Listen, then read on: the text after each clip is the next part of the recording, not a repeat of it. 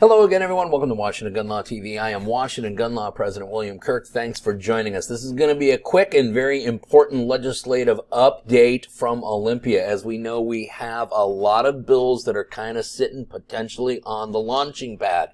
If this was a golf tournament, this would be the Saturday of the tournament, what we call moving day. This is the part of the legislative session where either things get onto the floor vote and get passed and get moving, or they die. We have 4 areas of concern that we've been carefully watching here at Washington Gun Law, and we're going to try to get you all up to speed on all of that so you can understand what is happening in Olympia and what may be happening to your Second Amendment rights. So today, let's spend a few very important minutes to talk about the gun control bills that are picking up speed in Washington State.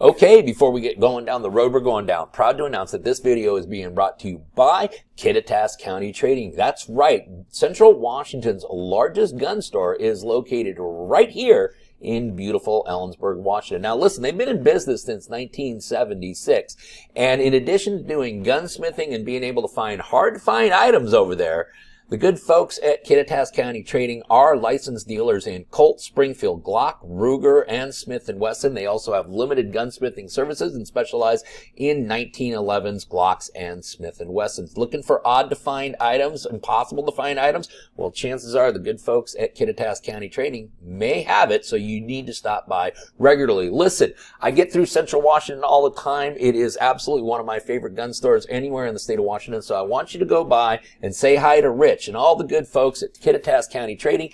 Tell them that Bill at Washington Gun Law sent you. For more information, visit them at KittitasCountyTrading.com. Okay, so the issues we're talking about today are 4 specific legislative issues that has a lot of you concerned about your rights, and deservedly so, and what's happening with some of the bills kicking around in Olympia right now that may or may not significantly affect that.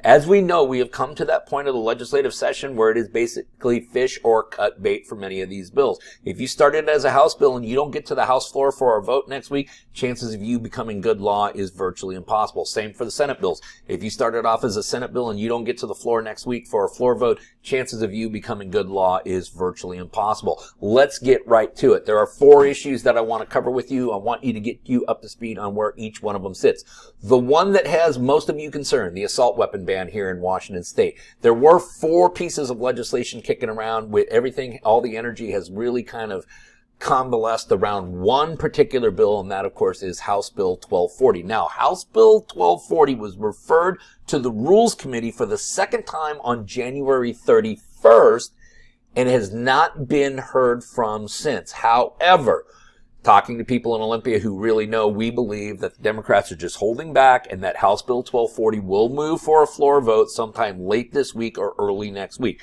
So the bill we need to watch on for the assault weapon ban is House Bill 1240. Pay careful attention to that.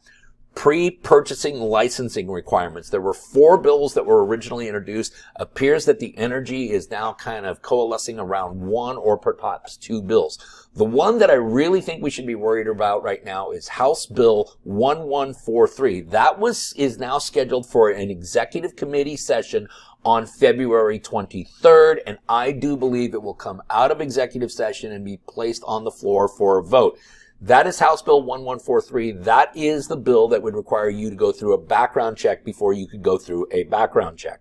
There is also Senate Bill 5232. That went into the Senate Ways and Means Committee on February 17th. We have not heard from that, but it too sits on the launching pad, because where both of these bills sit, they can easily move from that committee to the floor calendar for a floor vote. So right now, if you're worried about pre-purchasing licensing, most of your attention should be spent on House Bill 1143. There should be some attention, however, spent on Senate Bill 5232. FFL liability. This is an issue that not many of you, unless you're in the FFL industry, are spun up on. And candidly, when you read this legislation, we should all be spun up on it.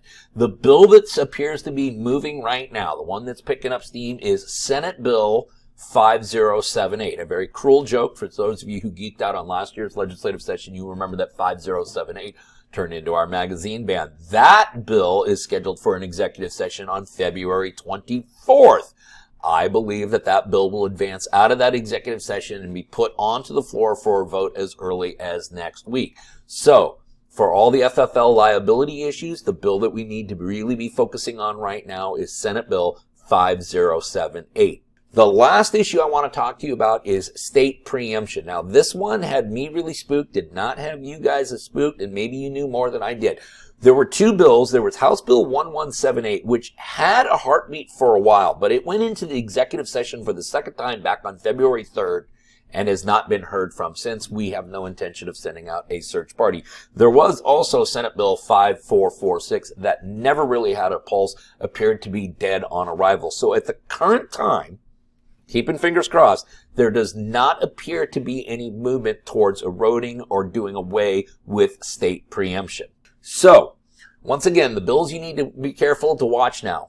For assault weapons bans, it's going to be House Bill 1240. For pre-purchasing licensing, it's most likely going to be House Bill 1143, but you also need to pay attention to Senate Bill 5232. For FFL liability, it's Senate Bill 5078, and it appears that we may dodge revocation of state preemption this year. Now, what can you do? That's always the question. Well, we will put links below so how you can contact your legislator, or if you don't know who your legislator is, shame on you, but you can figure out who that person is and how to contact them. More importantly, we'll also put links below so you can sign up for the Conservative Ladies of Washington Legislative Action Center, which I've been touting ever since this legislative session started because it is the best tool in the business. Not only can you get updates on what's happening with all these bills, you can get action items sent to you so that you know what you can do to combat some of this insanity. We will keep you posted as if any of these bills move onto the calendar for floor votes. We will let you know right away. In the meantime, if you guys have any questions about what's happening in Olympia or what's left of our Second Amendment rights, you guys should know the drill by now. You can always contact us at WashingtonGunLaw.com, or you can call us directly at 425-765-0487. Now, in the meantime, let's remember, part of being a lawful and responsible gun owner, like we talk about all the time here at Washington Gun Law, is to know what the law is in every situation and how it applies to you in any instance that you may find yourself. Until next time, thanks for watching. Stay safe.